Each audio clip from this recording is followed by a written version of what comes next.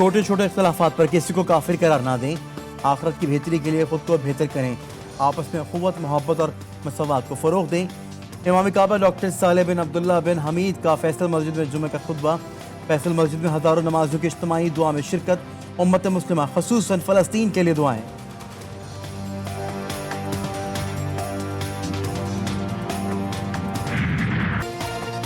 Qatar और मिस्र की कोशिशें रंग ले आईं। गजा में 4 रोज़ा जंगबंदी का आगाज। 13 इसराइलियों और 39 फ़लस्तीनियों का आज शाम रिहा किया जाएगा। रोजाना 200 इमदादी ट्रक रफा क्रॉसिंग से गजा में दाखिल होंगे। जंगबंदी के दौरान इजरायली तैयारों की जनूबी गजा में परवाज़ों पर मुकम्मल पाबंदी होगी। दोहा में एक ऑपरेशन रूम में जंगबंदी और यरगमालियों की रिहाई की निगरानी करेगा।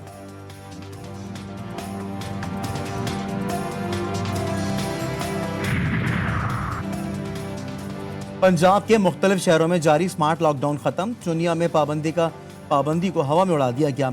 सरकारी अहकामात के बरखिलाफ स्कूल खुले रहे। मौलापुर, कसूर, दीपालपुर और छांगा मांगा में खुलेआम खिलाफ वर्जी। वालिदैन और मकामी अफराद ने तहसील और जिला इंतजामिया को जिम्मेदार ठहरा दिया।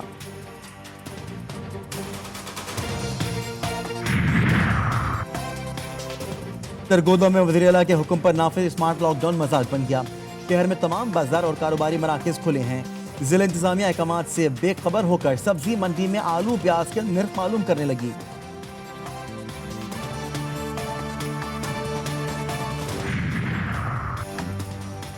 साबिक स्पीकर कौमी assembly Asad Qaiser district session जज मर्दान की अदालत में पेश। असद कैसर को 9 मई के पुरतशद्दुद वाक़यात में मुलव्वस होने के केस में पेश किया गया। अदालत ने असद कैसर को 14 रोज़ा रिमांड पर जेल भेज दिया।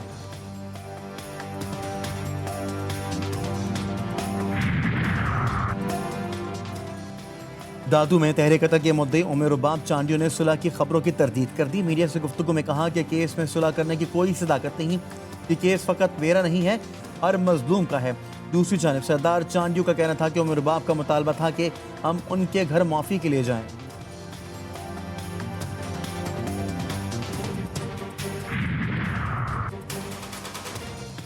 खैरपुर में फातिमा कत्ल केस में पेश। केस में नामजद 4 मुल्ज़िमान इंसदाद दहशतगर्दी अदालत में पेश। मुल्ज़िमान 8 दिसंबर तक जुडिशल रिमांड पर जेल रवाना। केस में मुल्ज़िम असद शाह, हिना शाह, फयाज शाह और इम्तियाज मिरासी गिरफ्तार हैं।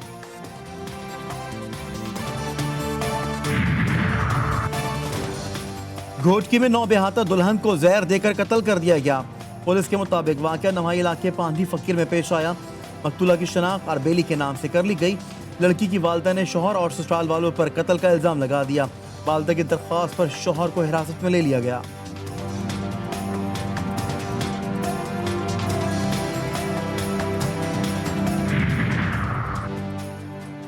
धर की पुलिस ने मुकाबले के बाद चोरी समेत संगीन नौयत की वारदातों में मतलूब डाकू को गिरफ्तार कर लिया। पुलिस के मुताबिक डाकू कब्रिस्तान के करीब वारदात की नीयत से खड़े थे।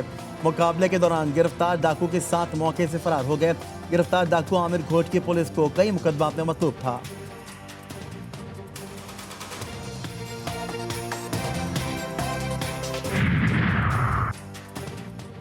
पाकपतन की तहसील आरिफवाला में बासर नौजवानों ने अपनी ही अदालत लगा ली। बासर अफराद ने नौजवान को मारा पीटा, पाँव पकड़ के माफी मंगवाने की कोशिश करते रहे। तशद्दुद के शिकार नौजवान ने थाने में दरख्वास्त भी दी मगर कोई सुनवाई नहीं हुई।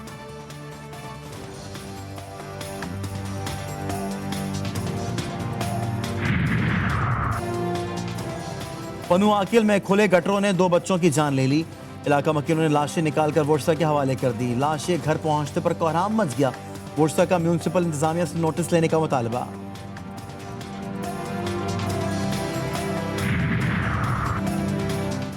गुजरावाला में गैपको का बिजली चोरों के खिलाफ बिला तफरीक ऑपरेशन जारी। बिजली चोरी में मुलव्वस गैपको के 5 मुलाजमीन पकड़े गए। 5 मुलाजमीन मुअत्तल, FIR दर्ज।